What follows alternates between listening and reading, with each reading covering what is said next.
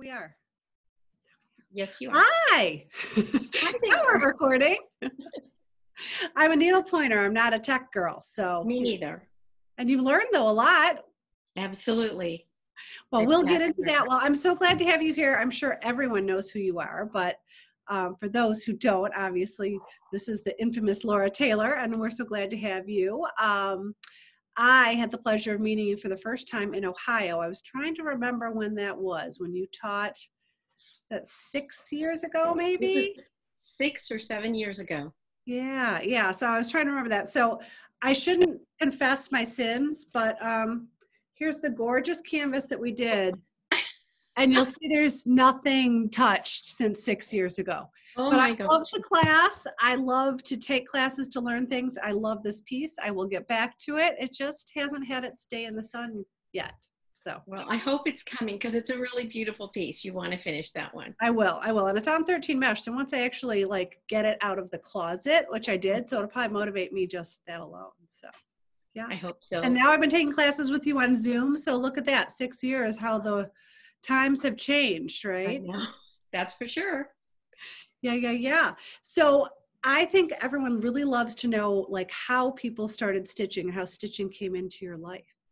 Well, it's funny because you mentioned that you were going to ask that question. And I honestly am not sure exactly how it happened. But I do recall I was a Girl Scout and loved it. And I think I learned a lot about embroidery and cross stitch in Girl Scouts. And I know I used to show what I was working on to my grandmother, and she was very, very encouraging and always said, the back has to look as neat as the front and things like that, which was really interesting because my grandmother had very, very limited vision. Oh, but I know, but she still encouraged me. But what I really remember happening is we used to go every day to the local bakery to get fresh rolls for my father. And when we were in that bakery, I guess my mom kind of didn't want to hear me saying, can I have this cookie or that cookie? And she'd say, go next door. Well, next door happened to be a needle workshop. And what I really remember, and I bet a lot of your viewers remember this too, there was a dimensions canvas.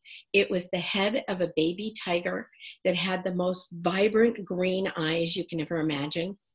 And I fell in love with this tiger and had to have it. So I guess I saved my allowance money. I bought that and taught myself to needlepoint. And how old at that time,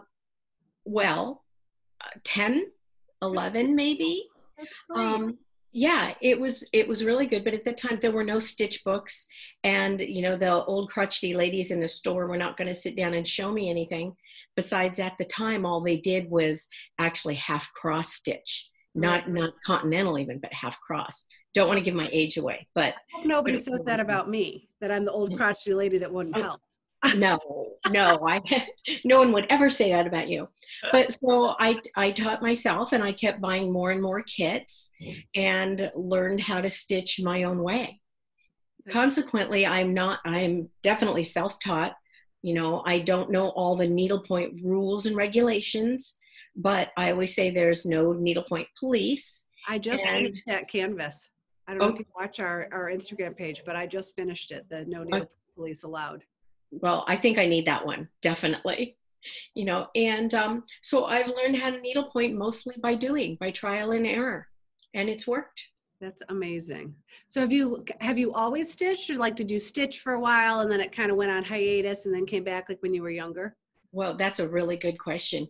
My entire life went on hiatus when I became a mom, which was... You mean, we have twins in common, right? I know, that's so funny. Now, do you have other kids as well? I do. I have 3. So I had the twins first, and then my third herself, Me too. Who, when she was about 3, kept asking when her twin was coming. Oh. So I had it in what I will say is the right order, in that it's really easy to have one after you've had 2, and having 2 first, you don't really know how hard it is because that's all you know. Well, right. It was all I knew. I became pregnant with my twins a month after I got married. Oh, Lordy. So, my stuff wasn't even moved into the house yet, and then we're having twins. But, I felt like it was easier to have them because they had each other to play with. Yeah. So I was kind of happy it worked out that way. Yeah. But when they were young and when they were, you know, really, really little, I was kind of spending all my time trying to get my home together, take care of my babies, figure out how to put 2 spoons in the mouth at one time and that kind of thing. So my stitching, my quilting, my everything that I did kind of sat for a while. And, you know, then as they kind of, well, first of all, I had another baby 3 years later. I Oh, so had you my, feel like my me. youngest son. Yeah, mine are 4 years apart. Right. So my life was really full. And then they started school and I became the, you know, the room mom and that kind of thing and sewing all the class quilts and that sort of stuff. But in terms of needlepoint, it sat. And I remember very distinctly when it came back into my life because every Tuesday I went with a group of moms to the beach. We took all the kids and helped each other corral and watch them. And some of them were talking about their needlepoint class. And I'll never forget just saying, you do what? You go to a needlepoint class? Really? And you spend money on that? And I was one of those people. The one who said, why would you go to class? It's in one hole and out the other. Exactly. Exactly. And, you know, they said, just come, just try it. Drink the water. Oh my gosh. I didn't just go to class and try it. I went to class every day. I went to several shops and took a lot of classes, you know, and kind of went nuts and blossomed into myself again. Oh my gosh, You know? that's great. Yeah. And now, did you have another career in amongst all of that? oh, that's such a funny question. You know, I made some notes about that question. I grew up with parents who were, well, my dad was a lot older, and my parents felt you go to school, you get your high school diploma, you know, and maybe you go to community college and then you become a teacher or something until you get married and have children. Okay. And I had some friends whose parents still kind of brought them up that way. Right. Well, if my mother were still here, she wouldn't be saying that today. I guarantee you that. Yeah. But I grew up thinking that's what I wanted to do. And I did. You know, I knew that I wanted to get married, have a family. I wanted to grow my own food, which I do now. And I wanted to have a home that was welcoming and had an open door policy for all of my family and my friends and their families. Nice. Those were my goals in life. And you know what, knock on wood, I've made that happen. But in terms of a career, I wasn't thinking along those lines. Okay. I had many, many jobs along the way. I was a licensed manicurist, did that with some friends during college. I worked in the animation business, worked with Dr. Seuss and the people at Marvel and Friz Freeling, who created Yosemite Sam, if you know that character. I worked in the engineering and land use arena, which is where I met my husband. Wow. And then I had my kids and everything kind of stopped for a while. Well, I have to say I had a career, but it wasn't nearly as interesting as what you did. So I think you made the right choice. Well, thanks. I did a lot of really fun, cool things. Yeah, for sure. But here's what's really interesting. When my twins were 2, I don't want to give my husband's age away, but he was having a special birthday. And I decided I'm going to have this big birthday party for him. And I'm going to do all the catering myself. I'm going to do all the food myself. Okay. With twin 2-year-olds. Okay. Well, that led to me starting a catering business. And that's important because, number one, the catering was called Great Beginnings and Endings. So I did appetizers, I did desserts, but what I especially loved to do was the big, long, like 8-foot tables filled with crudité and cheese and crackers, like Martha Stewart did.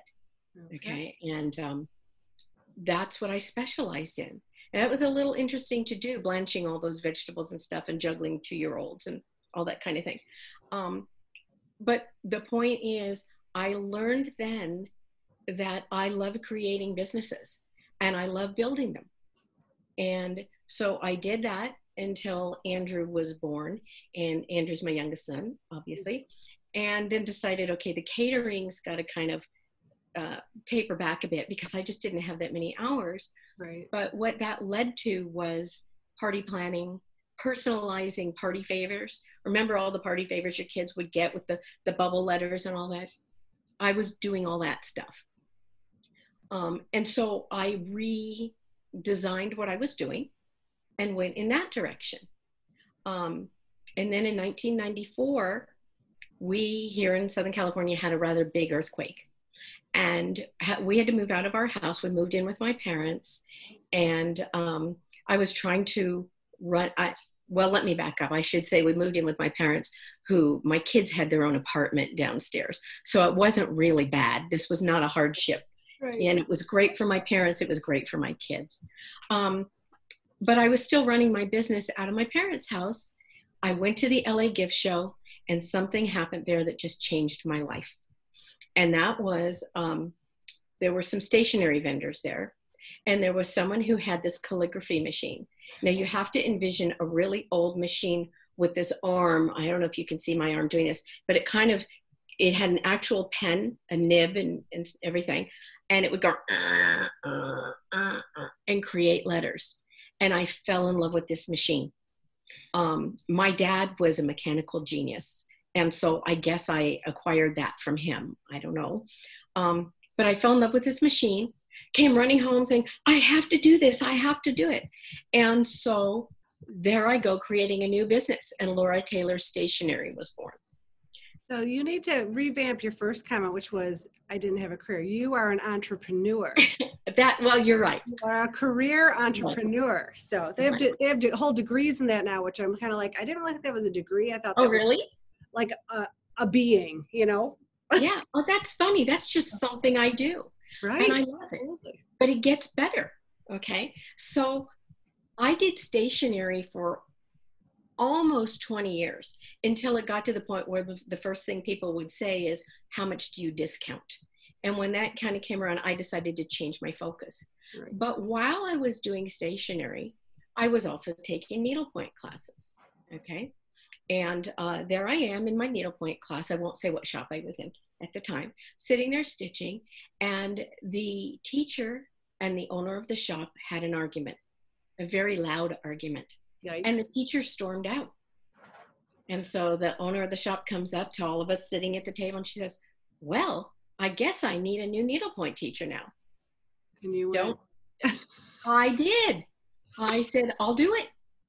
Okay. I love it. I don't know what the heck I was thinking, but she said, okay. So I started teaching. And then a short while after, Wendy, who owned Aristea until she passed 7 or 8 years ago, I think 7, came to me and said, you know what, I'd love to have you teach here. And that was a really wonderful, exciting thing. But something else really exciting happened during that, and I should have told you this story first. There I am. I have this stationery business, so social stationery, invitations, weddings, bar and bat mitzvah, that kind of thing, and personalized note cards and stuff, which I still really, really love. And if I had more time, I would do that too. So I was doing that. I was part of a women's networking organization where it was all women who had home-based businesses, and we were all trying to help each other grow the businesses, grow as people, become confident business owners, that kind of thing. And it was in an organization led by this woman who, I forget what her business was, doesn't really matter, but she absconded with all the money that we paid to join her organization. And she went to the Caribbean and posted pictures of this on Facebook and left us all high and dry. Oh, okay. No. And we're like, well, what about us? Well, we knew, our chapter knew, it was a really great group of women. We knew we wanted to continue to help each other out. So I jumped in and said, well, I guess I'll own a women's networking organization. So I did that too. And that was called Our Common Thread. So somewhere there's those parallels and connections in my life between threads and all the different things that I do. And I had that organization actually until I started to travel to teach needlepoint. And then it just got to be too much and we decided to disband. So you asked about my career, and that's kind of it. Way more interesting than mine.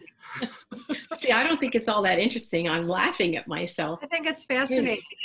I tease my daughter all the time. She was one summer, she was an intern for a men's upscale underwear designer. And I'm like, you're going to have a great story when you're in your 40s and 50s because I have nothing that interesting to tell. Oh, then make something up. Embroider something for yourself. Yeah, I counted large cash deposits 3 stories below ground in the vault of a bank in Detroit, but that's about as good as it gets. So. Okay, but that's exciting. I think that's neat. Oh, well, that is absolutely fascinating. So we kind of covered how you went from being a hobbyist to a professional because you are just the one who keeps saying me. Why me? I don't know why. Some people say, don't you know? How many years ago was that you started teaching? I have been teaching at Aristea for 19 years. I teach the classes on Thursdays. I have a morning session and an afternoon session, and then I teach private lessons there. And for many years, I also worked in the shop, which was really, really valuable. Not only did I get to know all the threads and get to know the designers better, but it just gave me a much better view of everything that was possible in needlepoint. Right. You know, but it also allowed me to learn more and to not be afraid to make choices and make decisions about stitches and about threads. Well, and how lucky they are to have had you for that long. What a dream. Oh, thank you. Yeah. Well, I feel really lucky to have them. It's really a great team of people. And then, so you've evolved from just being the little tiny shop teacher, just a little bit, to traveling teacher, to planning trips, to now your most recent evolution. So tell us a little bit about all that. Oh gosh. Okay. Well, about, I guess, 6 or 7 years ago, I decided I wanted to work more. I wanted to teach more, and I wanted to meet more stitchers. And there's another teacher at Aristea who teaches Monday, Tuesday, Wednesday, and she's been there a really, really long time. So there weren't any more time slots for me to teach. So I decided, well, if I want to meet more people, and I'd like to see some other parts of the world besides sunny Southern California, which I truly love, I'm going to take myself on the road. And so I decided to do that. I had a couple of very good friends who helped me pick out some projects to work up for class models, and one former shop owner, can I say names and stuff? Sure. Colleen Church, who owned the Needleworks in Austin, helped me a great deal in learning how to work this CAD program that I draw my stitch guides on. Talk about a different language. You know, I'm not a techie, I'm not a computer person. And we would talk on the phone and email each other, and she helped me learn how to do that. I taught there in Austin, and then decided, okay, I'm going to contact some other shop owners and see about having them invite me to teach. Right. And quite honestly, that was the most frightening, scariest thing I've ever done. Those cold calls, you know, and saying, hi, I'm Laura Taylor. And I'm like, who? Right. And saying, I'd like to come teach for you. Would that work? Sure. Oh, and you'll pay me for this? Oh, you know, who was doing who a favor? I don't know. Right. But it was frightening to put myself on the line like that. So how did you kind of get your name out there? Did you, like, were you already going to market with the shops? You'd met some shop owners from going to markets, or? I had met a couple. That's a really good question. I met a couple. Had met, is that even grammatically correct? I don't know. I'm sorry. I knew a couple shop owners. I knew a couple of designers. But honestly, the way I made it happen was by making those phone calls. Right, and for the most part, shop owners were very receptive. There was one who said, you know, let me look at your website and I'll get back to you. And she called me a week later and she said, I will never hire you. I can't believe I'm saying this and telling you and all your audience this, but she said, I will never hire you. And I was really taken aback, and I could have said, oh, please tell me why. But there was no way I was going to open myself up to that. So I just said, oh, okay, well, thank you for your consideration. And if you ever change your mind, please let me know.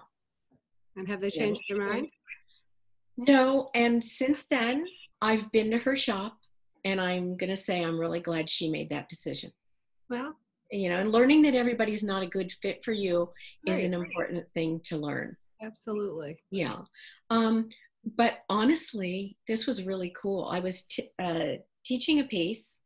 It was called Flower Market from Sundance. Mm-hmm. It's hanging here on my dining room wall. By the way, we are here in my dining Zoom. That's what my house has become. Yeah. I was teaching Flower Market, and someone who owned another shop saw it because of Facebook posts. And by the time I got off the plane, when I got back home, she had sent me 3 or 4 messages saying, I want to be your East Coast connection. I want you to come here and teach this. And it was a word of mouth kind of thing. Right. I'm really, really lucky. So I must have met you in person probably fairly soon after you started going on the road. Yes. Wow, I didn't know I was so lucky. There's that time. I know, and now it's funny because look at you. You were a pretty quiet class participant, and now look at you. You own a shop and you've got a podcast. Well, I say when I go to and I think at the time I was working here, I didn't own the shop. Excuse me. And so whenever I go somewhere to someone else's shop, I'm always very quiet because I don't want to be that person's like, well, at my store, like no shop owner really wants to hear that in that environment. You know what I mean? So agree. Although I do remember I was taking my, we were working with Sundance beads, and I took my scissors out, and they have that little hole in the top of the bead, and I took my scissors and I did this, and because that's how I work them out slowly instead of taking the top off. And I of course didn't know you. You're like, wait, stop, show everyone that. And I'm like, what? Like I had no idea like what I was doing was so amazing. And you're like, I've never seen anyone do it like that before. That's so smart. And I left thinking, teacher complimented me. Like I was excited. That's so funny. You made me show everyone how I opened my beads. So yes, and I remember that clearly. And now certain scissors will break the lid, but you had just the right scissors, and that was a good lesson for me. So, yeah, that was a fun class. I met Lisa Ruchet in that class, and I drove over to the other shop, and I met Jill Elia, and of course I met the lovely people at What's the Point. So it was great. And Cheryl Timko, who I'm sure many of us know from Facebook, I met her there. Had I been to a class with her before? I'd been to a class with her before because we stayed at the same hotel and drove back and forth together. So it was just my point being, this is just such a lovely community. Like we all are so fortunate to make the connections we do. So I have to agree with you 100%. And the needlepoint community is unlike any other. I've been in a lot of industries and things like that. Oh, you've said. Yeah. These stitchers, oh my gosh, to know anyone who is a needlepointer is truly a gift for every one of us. Yes, for sure. It is great. And so now then you took your kind of traveling teaching to becoming like the travel guide too, correct? Yeah. Yeah, I did. That's probably a little bit cold right now, but there were some glory days, and there'll be glory days again. There definitely will be again, and I will tell you about that.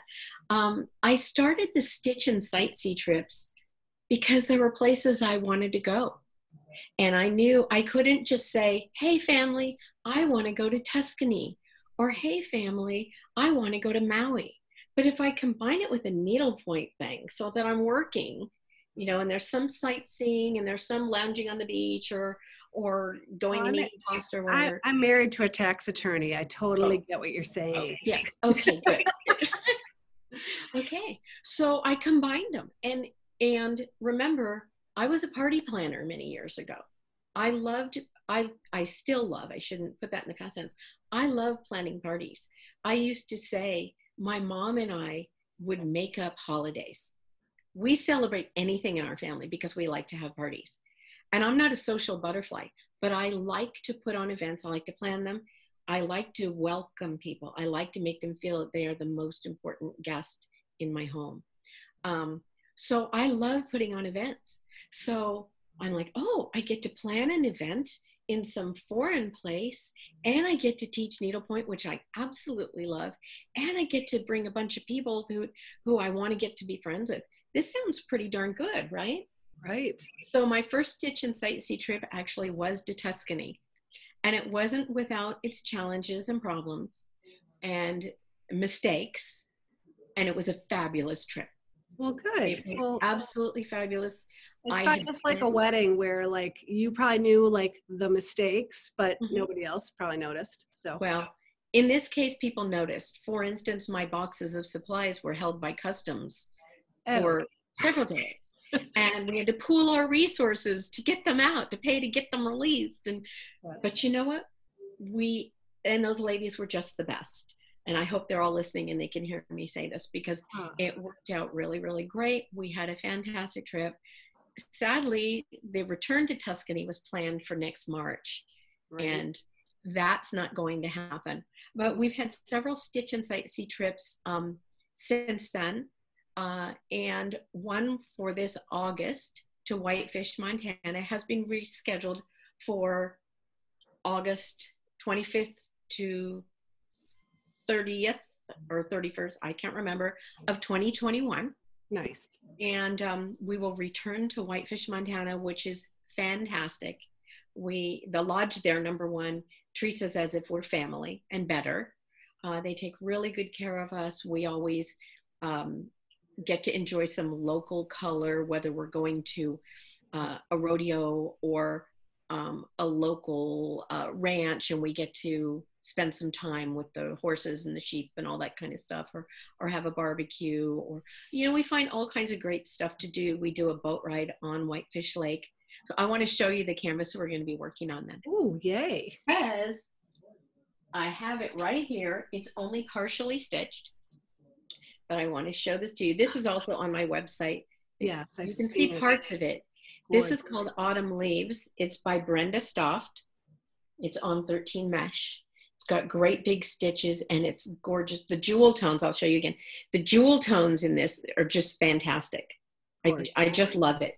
So this is the piece we're going to be stitching in Montana next August. And I encourage everybody who can to sign up and come because it's an amazing trip.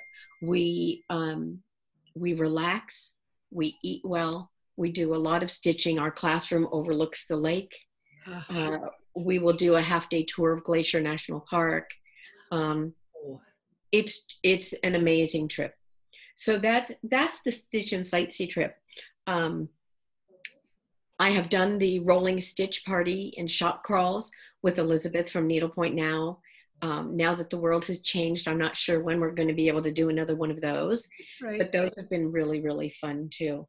So, well, those are, I'll tell you, that's on my bucket list. Someday when I'm not working a gazillion hours a week, right, I'll treat myself to something. You should. It should be on your bucket list. It's pretty wonderful. For sure, for sure. Yes. So now, of course, you're just teaching from your home.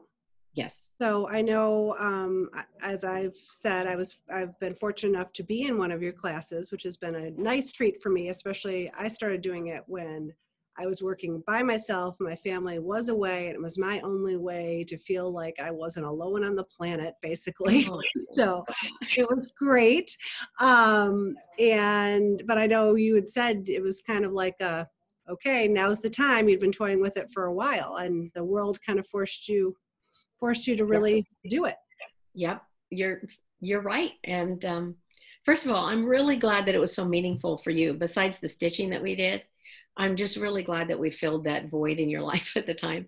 And I hope when things, calm down and you get to do your personal stitching again, that you'll come back to the class because we loved having you. We were all in class 3 months ago and in shops, and my calendar for this year was very, very full with travels to different shops. I mean, it was a packed year. And then all of a sudden it was, no, you have to stay home, so the stitchers were kind of, paralyzed a little bit, going, but who's going to help me with stitches? And how do I know what thread do I use? Yeah. And I was kind of going, how am I going to pay for all my shoes if I can't teach and work? So my sons had been hounding me for years saying, Mom, you need to be online teaching. This is just kind of the next way and the next step in your career. You should be doing this. And I had all these reasons for not doing it. but my reasons were all fear. Oh, You know, I number totally one, hear you, because my daughter, who's one of the twins, has been driving me crazy because she's a big knitter. And so there's a lot of really great knitting yeah, podcasts. And so she's been saying for like 3 years, you need to do a podcast. You need to do a podcast. Oh, no, no, no, I'm not going to do that. Look at me I now. know. Look at you. And she's going, told you so. But it was You know? all because it was really scary, especially for those of us who maybe aren't 25 anymore and didn't grow up with technology in our back pocket, you know. I Mhm. mean, But isn't it fun to learn? oh, for sure. I mean, you know what? I was so afraid of the technology, and I was agonizing over how do I do this, and am I going to break it, kind of thing.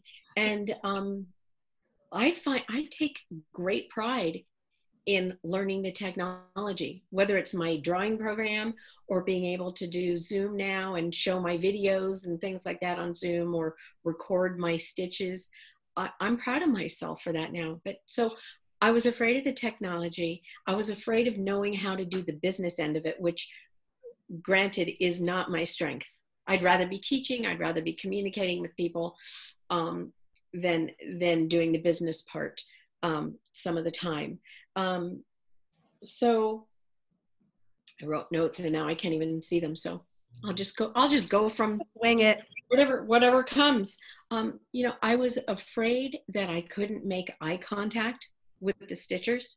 And I felt like that's what set me apart as a teacher, was the way I really want to connect with each class participant. I was worried I wouldn't be able to do that. And I was mostly afraid that people wouldn't come. Well, guess what? Yeah, you've got a I wait was, list, I bet, don't you? yeah, I was wrong. Knock on wood again. I was wrong on all accounts. And what I love, I have to go off on Zoom for a second here and just say, you know, in the classes, I keep my classes to 8, maybe 9 people, because I think that gives everybody a great experience and lots of teaching time. And when you start out on Zoom, you see the lines between each person on that grid.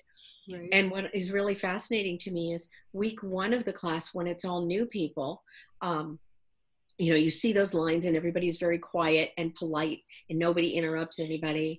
And week 2, somebody go, oh, let me see your canvas. And by week 3, you see those lines are starting to blur and people are chatting and maybe telling a joke or something. And then by week 4, you don't even see those lines. Right. It feels like we're all in the same room. And I love that. I love that about Zoom. And that's just when it begins. And then most people have signed up to, you know, for repeated sessions. I think I've only had one person who's only done it once, you know, and then she had to go take care of a family member or something like that. So people keep coming and it becomes like family.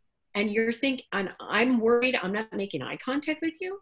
Well, you know, that's just not the case at all, is it?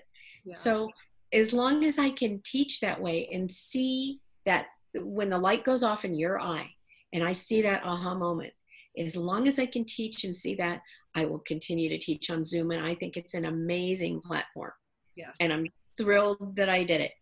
Right. Well, I can say personally I am too, because I'm like, oh my gosh, now I'm in a very fortunate position that for me, taking a class from a national teacher usually is a time issue. Mm-hmm. Like I don't really, to be honest, spend money on anything but needlepoint. Like it's my, you know, we all have our little things. Like I don't buy shoes, but I buy needlepoint. Yeah.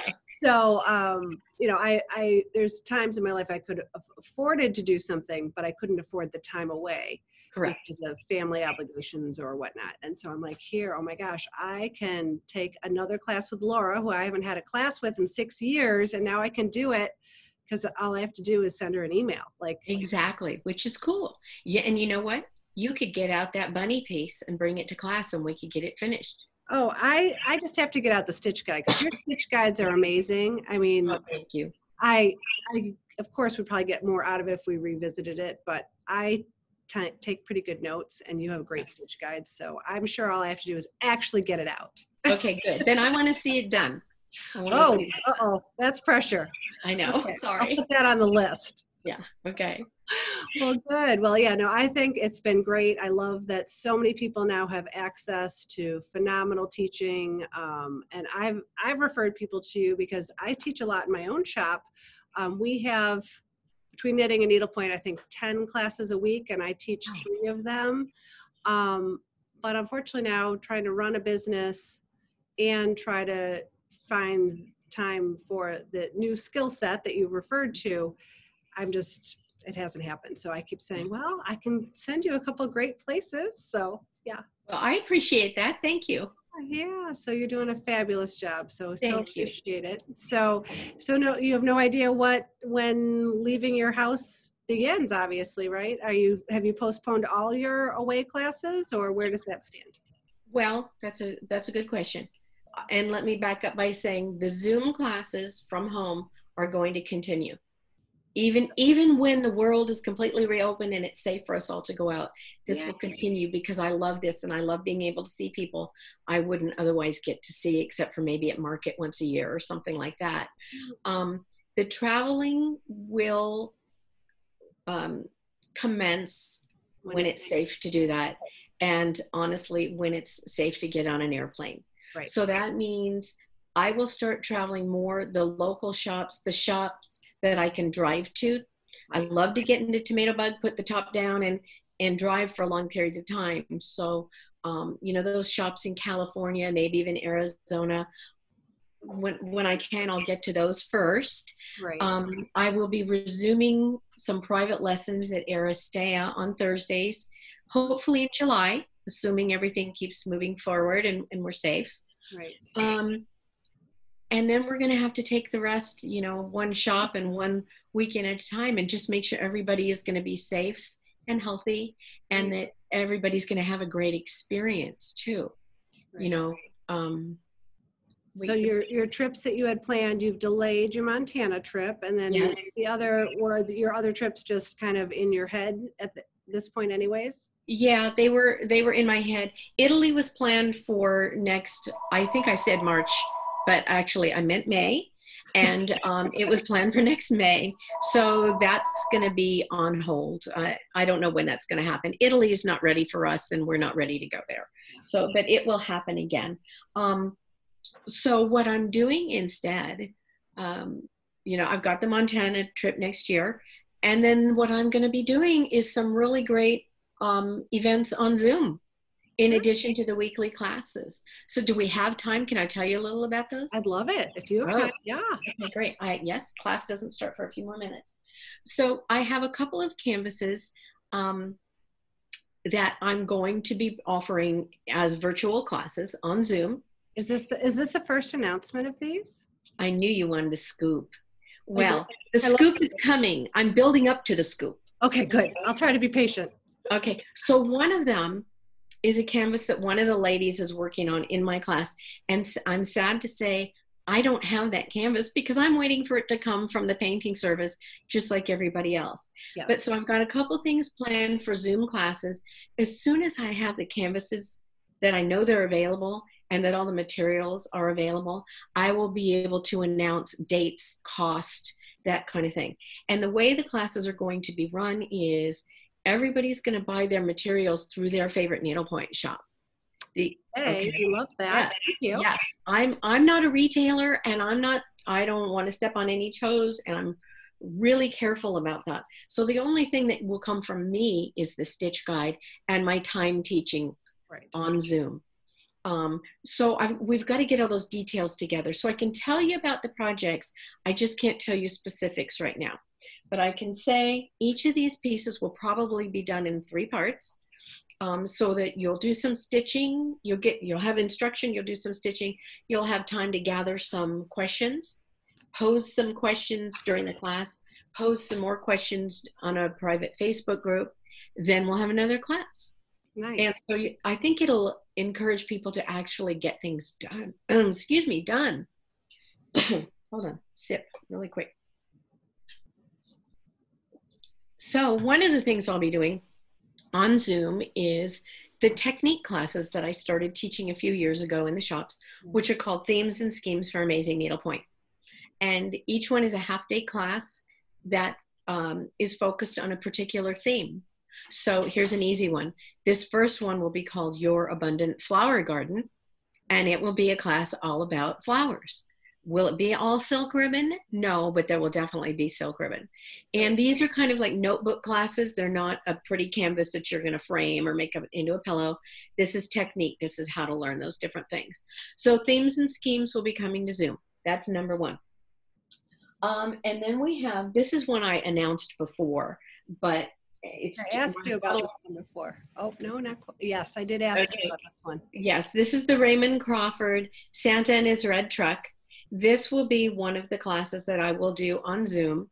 This will be, we're going to do it in season. So it's going to be around the holidays that we start stitching that one. And, as a shop owner, I was thinking about this before, because I think when you announced that was long before us.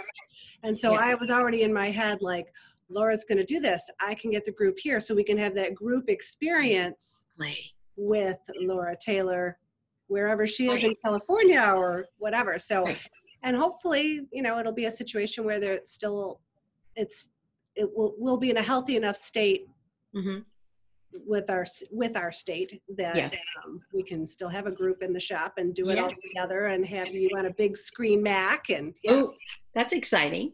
I'll get new shoes. You know what? I think it's so cool that you're thinking along those lines. Thank you for that.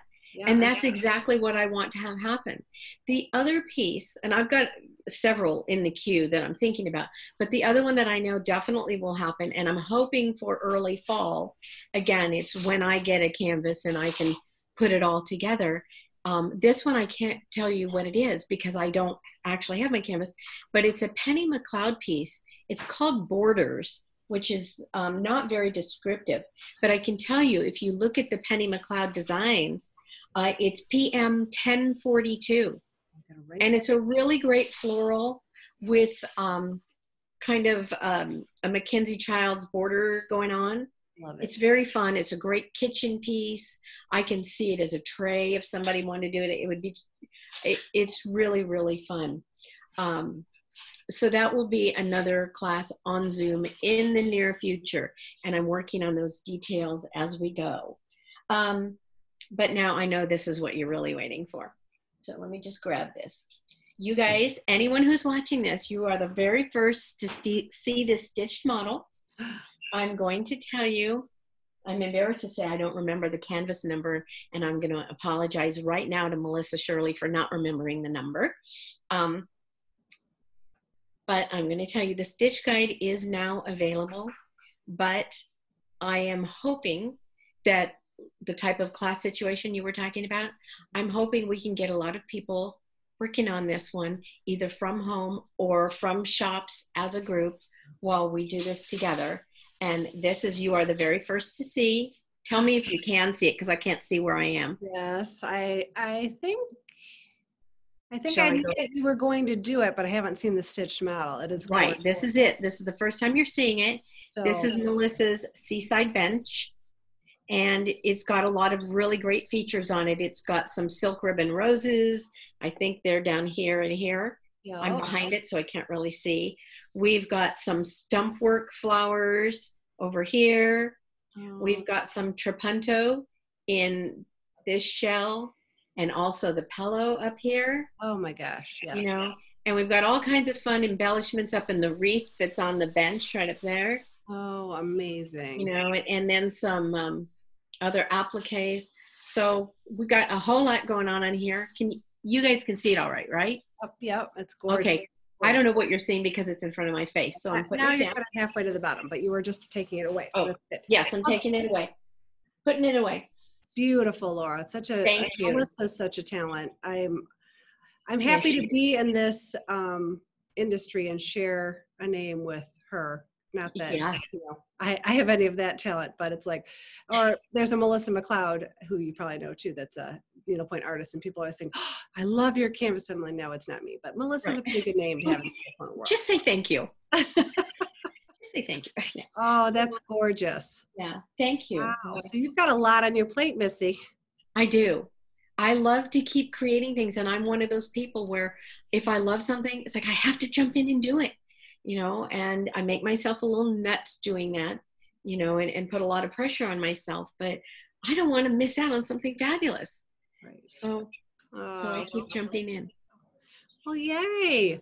Yeah. Well, I don't know if you have anything else exciting to tell us. I'm just watching the time a little bit because I know you said you had a class and I don't want Yes, to. I have a class in 12 minutes, so I do have to get going. But yeah, I want to tell you, number one, I've got a website that has my teaching schedule, such as it is, on it. It's got a lot of the stitch guides I have available, but not all of them because I just don't get them on there fast enough. It's got a link for my newsletter. What were you going to say? By Laura, is that? It's needlepointwithlaurataylor.com. Okay. Okay. I have a newsletter that goes out, so if you'd like to get it, just send me an email. And you can, so to send me an email, the easiest thing is to go on my website and send it to me. Let's see, what else did I want that I absolutely have to tell you? I'm looking. So I've got the newsletter, I've got my website.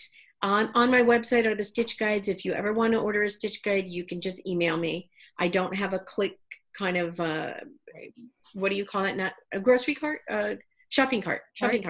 I don't have that because you know what? I like getting the emails and having people say, hi, you know, and getting to know people that way. So I still do it the old fashioned way. I love and there's just so many ways for us to stay connected and keep doing this. So I hope every one of you will participate somehow. And I want to end, Melissa, well, I'm going to show you something at the very end, but I really want to say a really great congratulations to everybody who is participating in this new way of gathering and accessing needlepoint information, and who's been brave enough to figure out what Zoom is and how to use YouTube and watch a podcast and all that kind of stuff. I am so impressed with the needlepointers who will not be stopped, not even by coronavirus, you know, and they'll keep doing it. So I applaud them. I applaud every one of you shop owners who has had to reinvent your business on a weekly basis practically as this all changes. You know? I've become very flexible. Flexible was not something that I would have described myself as a year ago. So right, I know, and I'm just really excited to be a part of that. I'm thrilled that the designers are hanging in there, and everybody is just participating in holding us together. For sure, and I love that. Yes, and I'm just going to bend down and get something to show you. Oh, okay. Because somebody asked. Oh, someone wanted to know what shoes I'm wearing today. And here they are. What's on them? Are they just fun little decor? They're little kind of nautical things. There's a seashell. Notice the seaside bench and the. Okay. Oh, they're darling. Okay, so we've got kind of a what is that? A sea urchin or a coral and a shell, and so cute. There's a starfish under there. Darling. So it's going on a theme. I love it. I love it. I just wanted to show you. You're so sweet. Well, good. Well, I can't thank you enough for spending time with us. I've learned so many I thought I knew you pretty well, and I learned lots of fascinating things about you. Oh my gosh. Give me a few years and I'll have all kinds of other stories to tell you. Well, we didn't even talk about tomatoes, so we'll have to do that another time. I had that on my list too, and I was too enamored with all the other careers along the way. The entrepreneur who never had a career, wink, wink. So. Okay. I love it. Oh, well, thank you so much. And I'm going to be back to class with you when my life slows down a little bit. Well, you know what? I don't want your life to slow down, but I want you to have time to enjoy needlepoint again. So it needs to slow down a little bit, but it'll get there. Okay. It'll get there. Okay. Well, good. I look forward to that. And thank you so much for listening to my story and for being interested. I've loved every minute of it, Laura. So thank you so much. Thank you. I hope to see you soon. Take care. Okay. Bye-bye.